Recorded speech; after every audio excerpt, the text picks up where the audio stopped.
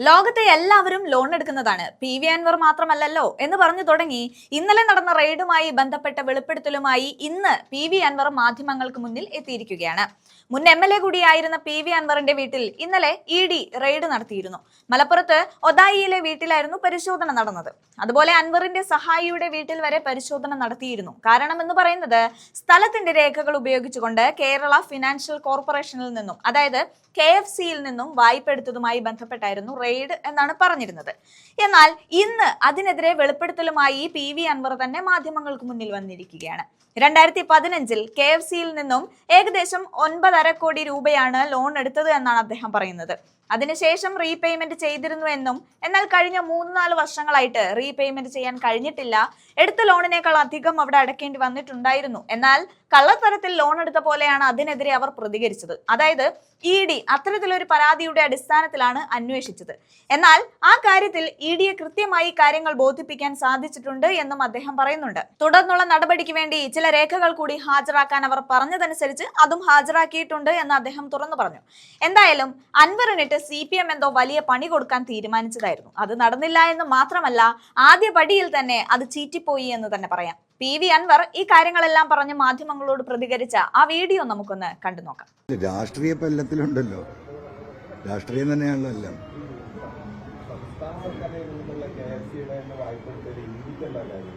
അല്ല, അതിപ്പോ അവര് തീരുമാനിക്കേണ്ട കാര്യങ്ങളാണ്. നമുക്ക് ഈ കാര്യങ്ങൾ അവർക്ക് മറുപടി പറയുക, നാളെ ലീഗലായിട്ടുള്ള സ്റ്റെപ്സ് എടുക്കുക എന്ന് മാത്രമേ ഇതിന് സാധിക്കുള്ളൂ. അല്ല, കള്ളപ്പണ ഇടപാട് വരുന്നില്ലല്ലോ ഇത് ലോൺ എടുത്തു. ലോകത്തെല്ലാവരും ലോൺ എടുക്കുന്ന PV അൻവർ മാത്രമല്ലല്ലോ. യഥാർത്ഥത്തിൽ ഇത് KFCയുമായി ബന്ധപ്പെട്ട് 2015 ഞാൻ MLA ആകുന്നതിന് മുമ്പ് എടുത്ത ഒരു ലോണുമായി ബന്ധപ്പെട്ട വിഷയമാണ്. ഏകദേശം 9.5 കോടി രൂപയാണ് അന്ന് ലോൺ എടുത്തിരുന്നത്. അതിൽ 6 കോടി രൂപ റീപേയ്മെൻറ്റ് നടത്തിയതാണ്. പക്ഷേ സാഹചര്യങ്ങൾ മോശമായതിൻ്റെ അടിസ്ഥാനത്തിൽ കഴിഞ്ഞ 2-3-4 വർഷമായിട്ട് റീപേയ്മെൻ്റ് ഒന്നും നടന്നിരുന്നില്ല. എടുത്ത ലോണിനേക്കാളും കൺസ്ട്രക്ഷൻ അവിടെ നടക്കുകയും ഏകദേശം 6 കോടി റുപ്യ അടയ്ക്കുകയും ചെയ്ത സ്ഥിതിക്ക് നമ്മളൊരു കള്ളത്തരത്തിൽ ലോൺ എടുത്തു എന്ന രീതിയിലുള്ള പരാതിയുടെ അടിസ്ഥാനത്തിലാണ് ED ഇത്തരത്തിലുള്ളൊരു അന്വേഷണം നടത്തിയിട്ടുള്ളത്.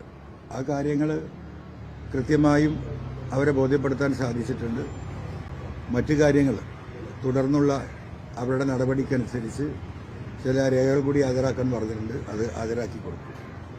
ഇതാണ് അതുമായി ബന്ധപ്പെട്ട് പറയാനുള്ളത്. അതെ, നിർമ്മാണത്തിന് വേണ്ടി പാർക്കും അപ്പാർട്ട്മെന്റ്.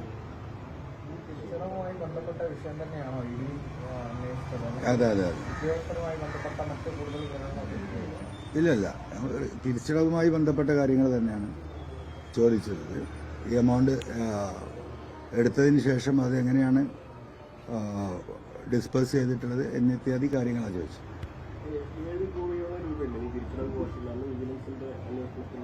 അതായത് 9.5 കോടിയായിരുന്നു എടുത്തിരുന്നത്. അതിൽ 1.5 കോടി നമ്മൾ ഒരു ലോണ് നമ്മൾ സെറ്റിൽ ചെയ്തു. മൊത്തം ഈ 9.5-ൽ 6 കോടി നമ്മൾ അടച്ചിട്ടുണ്ട്. പിന്നെ പലിശയും പിഴപ്പലിശയൊക്കെ ചേർത്ത് വലിയൊരു എമൗണ്ട് ആണ് അവരാവശ്യപ്പെടുന്നത്. അത് വൺ ടൈം സെറ്റിൽമെൻറ്റിന് വേണ്ടിയിട്ട് നമ്മൾ അപ്ലിക്കേഷൻ മൂവ് ചെയ്തിട്ടുണ്ട്. കഴിഞ്ഞ മാർച്ചിൽ അത് മൂവ് ചെയ്തതാണ്. പക്ഷെ അതിന് നമ്മൾ കൊടുത്ത ഓഫർ പോരാ എന്ന് പറഞ്ഞ് KFC ഒരു മറുപടി തന്നു. അപ്പോൾ ഫർദർ ഓപ്ഷൻ അവരുടെ സെറ്റിൽമെൻറ്റ് എമൗണ്ട് എത്രയാണെന്ന് ചോദിച്ച് നമ്മൾ കത്ത് കൊടുത്തു. ആ കത്തിന് മറുപടി വരുന്നതിന് മുമ്പാണ് ഈ ലീഗൽ നടപടികൾ ഉണ്ടായിട്ടുള്ളത്. അല്ല, രാഷ്ട്രീയ പല്ലത്തിലുണ്ടല്ലോ, രാഷ്ട്രീയം തന്നെയാണല്ലോ എല്ലാം.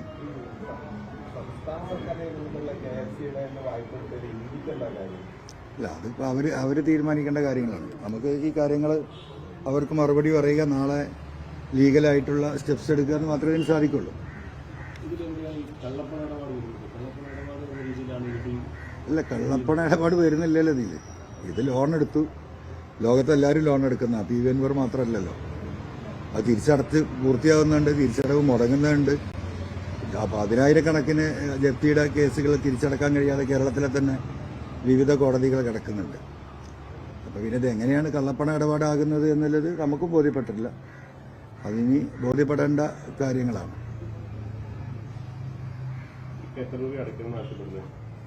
അല്ല, നമ്മളത് ഫുൾ വൺ ടൈം സെറ്റിൽമെൻറ്റ് വേണ്ടി അപ്ലിക്കേഷൻ കൊടുത്തിരിക്കുന്നത് ക്ലോസ് ചെയ്യാൻ വേണ്ടിയിട്ട്. അതിനുള്ള സെറ്റിൽമെൻറ്റ് എമൗണ്ട് KFC തീരുമാനിച്ച് തന്നിട്ടില്ല. അതിൻ്റെ ഇടയ്ക്കാണ് ഇപ്പോൾ ഈ വിജിലൻസ് കേസുകളും ബാക്കിയുള്ളതും അതിനെ തുടർന്നുള്ള ED, കാരണം 4 ദിവസം മുമ്പാണ് വിജിലൻസ് പോയത് ഇതേപോലെ തന്നെ. അത് കഴിഞ്ഞ് 4ാമത്തെ ദിവസമാണ് ഇപ്പോൾ EDയുടെ ഈ സെർച്ചും വിഷയങ്ങളൊക്കെ.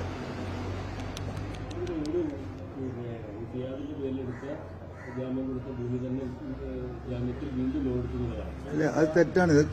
ഇപ്പം നമ്മൾ ഒരു പ്രോപ്പർട്ടിയുടെ മുകളിൽ 2 ലോൺ എടുത്തു എന്ന് പറഞ്ഞാൽ നമ്മളൊരു ബാങ്കിനെ അത് മറച്ചു വെച്ചിട്ട് മറ്റൊരു ബാങ്കിൽ നിന്ന് ലോൺ എടുക്കുന്നതാണ് ഈ ഒരു പ്രോപ്പർട്ടിയുടെ മുകളിൽ 2 ലോൺ. ഇത് ഒരേ സ്ഥാപനം, KFCയിലെ ഒരേ സ്ഥാപനത്തിൽ നിന്നുള്ള 2 ലോണാണ്. അപ്പോൾ സ്വാഭാവികമായിട്ട് അതേ സ്ഥാപനത്തിൽ നിന്നാണ്.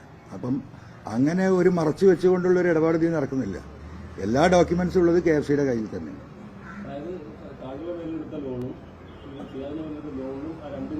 സിയാദിന്റെ പേരിൽ മാലാങ്കുളം കൺസ്ട്രക്ഷൻസ് എന്ന പ്രൈവറ്റ് ലിമിറ്റഡ് കമ്പനിയാണ്. അതിലെ ഒരു ഡയറക്ടർ മാത്രമാണ് സിയാദ്. അത് ഭൂമി തക്കതായ വാല്യുവേഷൻ റിപ്പോർട്ടിലുള്ള ഭൂമികൾ അതിന് കൊടുത്തിട്ടുള്ളതാണ്. ഇപ്പം ഒരേ ഭൂമിയിൽ 2 ലോൺ എടുത്തു എന്ന് പറയുമ്പോൾ സ്വാഭാവികമാക്കുമ്പോൾ കേൾക്കുന്നവർക്ക് എന്താ തോന്നുക, ഒരു ലോൺ എടുത്തത് മറച്ചു വെച്ചുകൊണ്ട് വേറൊരു ബാങ്കിൽ നിന്ന് ലോൺ എടുത്തു. അപ്പം അങ്ങനെയാണ് ഇതിൻ്റെ ഒരു സ്റ്റോറി പോകുന്നത്. 2ഉം KFC ലോൺ തന്നെയാണ് ഒരേ പീരീഡിൽ.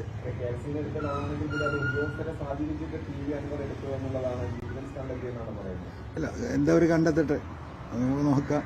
2015 അൻവർ MLA കൂടിയല്ല, പിന്നെ എങ്ങനെയാണ് അൻവർ സ്വാധീനിച്ചതെന്നുള്ളതൊക്കെ അറിയണ്ടേ. ഇതൊരു കൺസ്ട്രക്റ്റഡ് പ്രോപ്പർട്ടിക്ക് ഫർദർ കൺസ്ട്രക്ഷൻ എടുത്ത ലോണുകളാണ്. അതൊക്കെ ക്ലിയർ റെക്കോർഡുള്ളതാണ്. ഇതൊക്കെ ഇപ്പോൾ അതിൻ്റെ മുകളിൽ ഇനി തീരുമാനിക്കേണ്ട കോടതികളാണ്. അല്ല, തീർച്ചയായിട്ടും എല്ലാവർക്കും വൺ ടൈം സെറ്റിൽമെന്റ് കൊടുക്കുന്നതാണ് KFC. എല്ലാ ഘട്ടത്തിലും കൊടുക്കുന്നതാണ്. നമ്മൾ കൊടുത്തത് റിജക്ട് ചെയ്ത് ഒരു സെക്കൻഡ് ഓഫർ ചോദിച്ചിട്ട് അതിനുള്ള ഒരു റിപ്ലൈ പോലും നമുക്ക് തരാതെ അറ്റാച്ച്മെന്റ് നോട്ടീസിലേക്കാണ് പോയത്. അത് തീർത്തും സ്റ്റേറ്റ് ഗവൺമെന്റിന്റെ ഇടപെടൽ അതിലുണ്ടാവും എന്നുള്ളത് ആർക്കും നോക്കിയാലും മനസ്സിലാവുമല്ലോ.